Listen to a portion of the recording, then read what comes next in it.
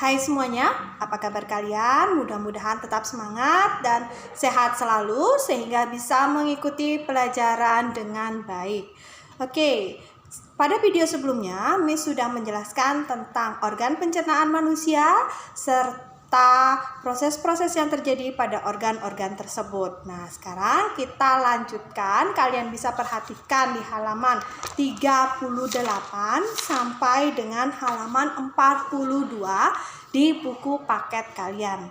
Materi kita selanjutnya adalah gangguan organ pencernaan, kemudian makanan bergizi, dan juga pedoman gizi seimbang. Oke, kita lanjutkan di materi yang pertama, yaitu gangguan organ pencernaan. Bisa kalian perhatikan di halaman 38.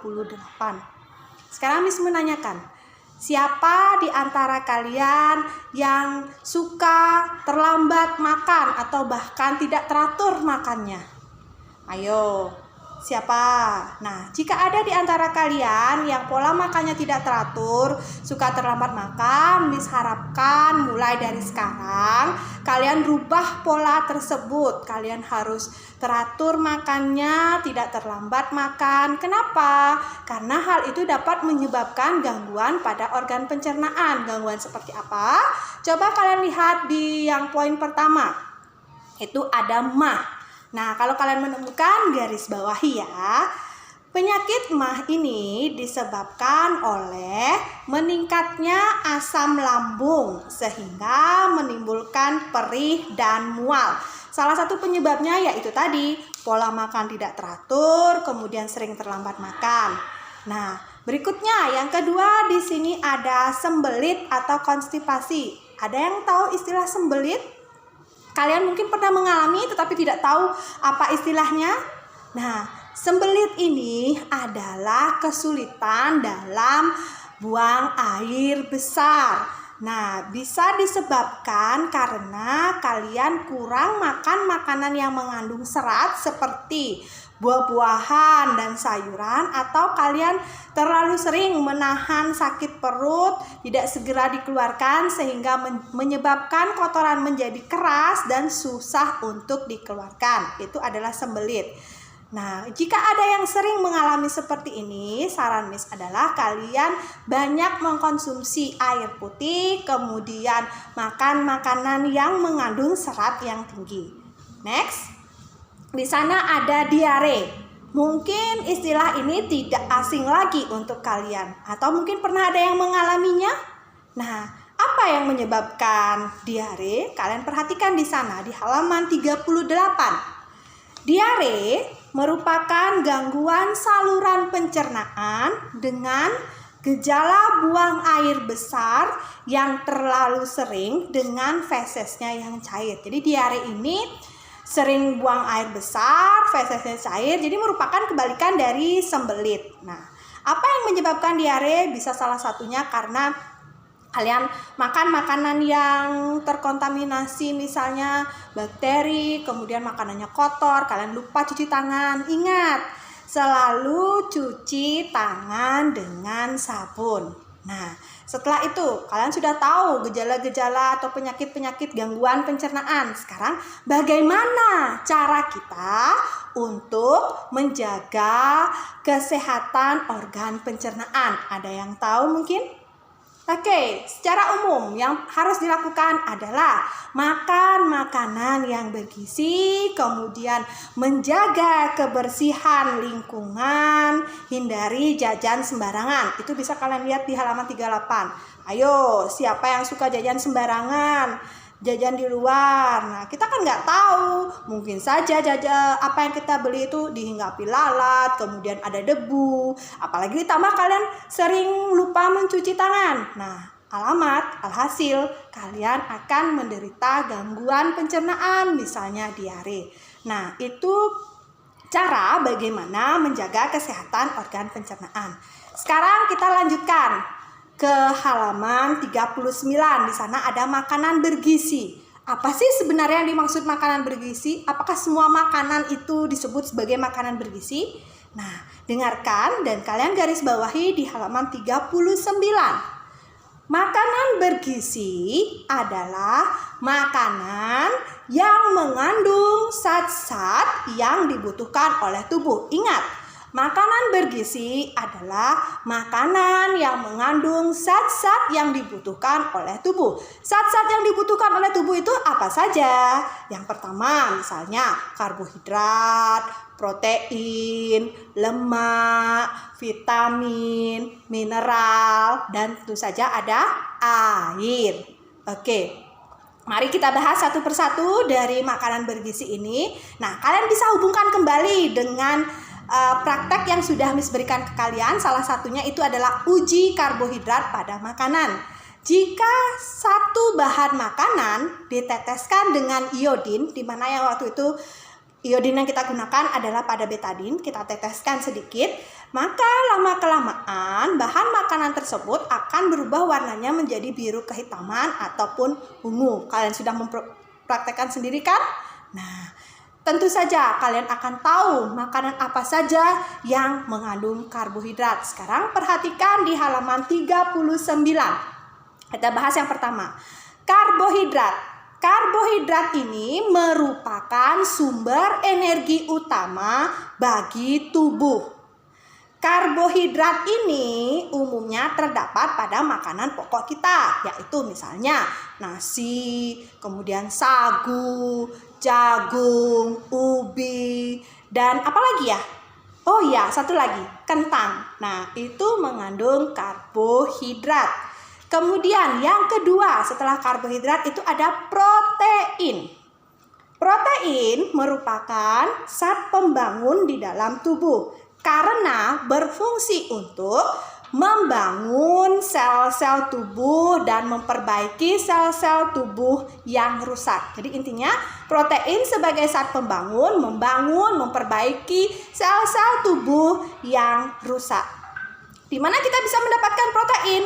Secara umum protein digolongkan menjadi dua, yaitu protein hewani yang berasal dari hewan dan protein nabati yang berasal dari tumbuhan. Coba kalian sebutkan contoh-contoh protein hewani dan protein nabati. Itu tugas kalian yang pertama, menyebutkan satu contoh makanan yang mengandung protein hewani dan protein nabati. Sebagai patokan kalian bisa melihat di tabel halaman 40. Di sana itu ada, maaf, bukan di tabel halaman 40 tetapi di buku paket halaman 39. Next, kita lanjut ke lemak. Nah, lemak ini merupakan zat makanan yang berfungsi sebagai sumber cadangan energi pada tubuh. Jadi lemak itu berfungsi sebagai sumber cadangan energi bagi tubuh. Nah, lemak ini juga berfungsi sebagai pelarut vitamin. Vitamin apa yang bisa larut dalam lemak? Vitamin yang bisa larut dalam lemak adalah vitamin A, vitamin B, vitamin E, dan juga vitamin K atau yang bisa kita singkat ADEK. Itu adalah vitamin yang larut dalam lemak. Next, baru kita ke halaman 40 yang disebutkan tadi. Di halaman 40 kita akan menemukan penjelasan tentang vitamin. Vitamin yang dibutuhkan oleh tubuh yaitu vitamin A, vitamin B, vitamin C, vitamin D, vitamin E, dan vitamin K. Vitamin itu sangat penting bagi tubuh dan bisa kita temukan dalam buah ataupun beberapa jenis sayuran.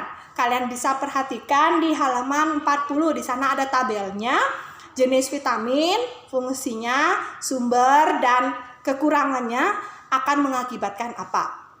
Tugas kalian yang kedua adalah kalian sebutkan masing-masing satu contoh jenis makanan yang mengandung vitamin A, vitamin B, vitamin C, vitamin D, vitamin E, dan K. Ingat, satu contoh saja. Oke? Nah, next kita lanjut. Mineral. Mineral ini sangat dibutuhkan oleh tubuh walaupun jumlahnya sedikit. Tetapi walaupun jumlahnya sedikit, tanpa mineral ini kita juga akan mengalami suatu kelainan atau penyakit. Mineral apa saja yang dibutuhkan oleh tubuh? Itu coba kalian perhatikan di halaman 41. Nah, ini mineral penting, mineral utama yang dibutuhkan oleh tubuh. Yang pertama ada kalsium dan fosfor. Ingat, kalsium dan fosfor. Kalsium dan fosfor dibutuhkan tubuh untuk pembentukan tulang dan gigi. Kalsium dan fosfor itu pembentukan tulang dan gigi. Kemudian yang kedua itu ada zat besi. Ingat, zat besi. Zat besi dibutuhkan untuk pembentukan hemoglobin, yaitu zat yang mengikat oksigen dalam darah. Nah, kemudian ada yodium. Mungkin untuk mineral ini tidak asing lagi untuk kalian.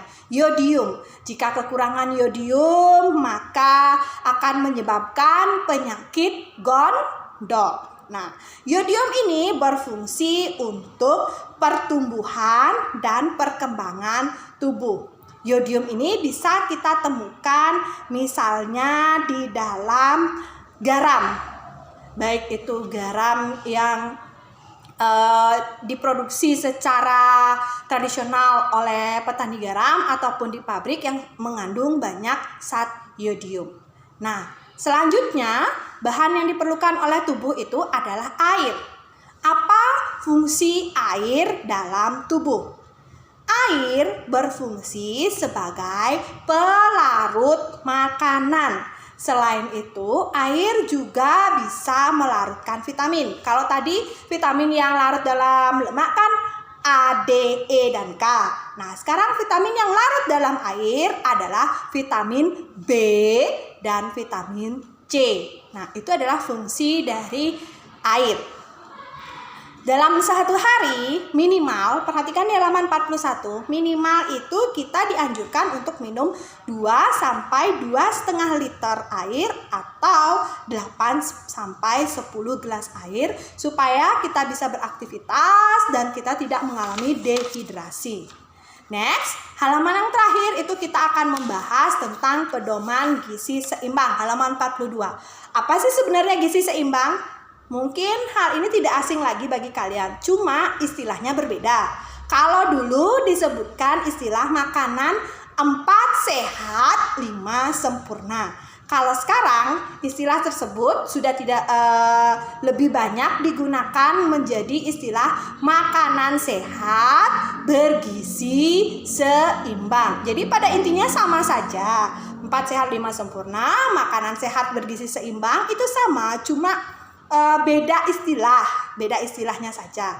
Nah, mengapa ada makanan bergizi seimbang? Mengapa pemerintah membuat pedoman gizi seimbang? Itu ada di halaman 42.